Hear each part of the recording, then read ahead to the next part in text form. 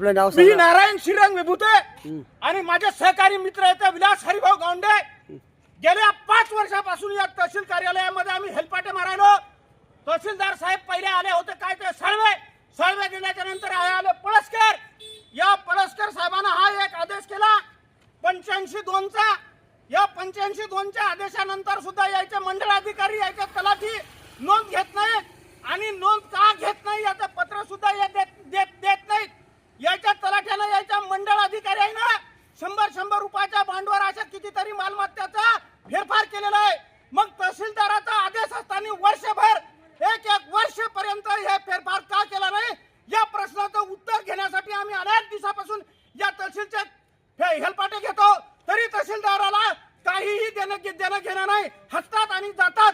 म्हणून आज आम्ही या तहसीलदार महोदय ह्या ठिकाणी नाहीत म्हणून त्याच्या या गाडीला हार घातला. त्यांना सद्बुद्धी द्याव आणि सद्बुद्धी जर दिली नाही तर या राज्यातला शेतकरी दर दिवशी 7 किंवा 8 गळफास किंवा 20 घेऊन मरत आहे. तरी या लोकांना प्रशासकीय अधिकाऱ्यांना काय लाज सुद्धा वाटत नाही.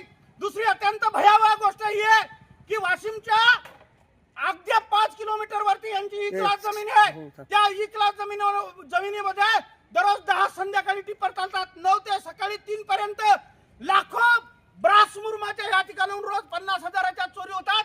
त्यांच्या रिपोर्ट सुद्धा महाराष्ट्र औद्योगिक विकास महामंडळाला दिला. याच्या तलाठी याच्या मंडळाधिकारी 6 महिन्यापासून 2 वर्षापासून अहवाल दाखल करत नाही.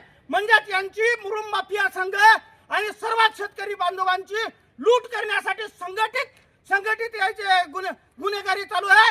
म्हणून तहसीलदार साहेबांना या माध्यमातून व्हिडिओच्या माध्यमातून आणि या हार घालून सद्बुद्धी दिली नाही आणि ही नोंद आणि हे जर उत्खनन थांबलं नाही तर पंचायतचे सर्व बांधव आणि जे बाधित शेतकरी आहेत जिथे गुरढोरं नेता येत नाही धरणाचं प्रकरण आहे या तहसील समोर सर्वांच्या सर्व आम्ही ठिय्या आंदोलन करू, नाही तर गळफास किंवा 20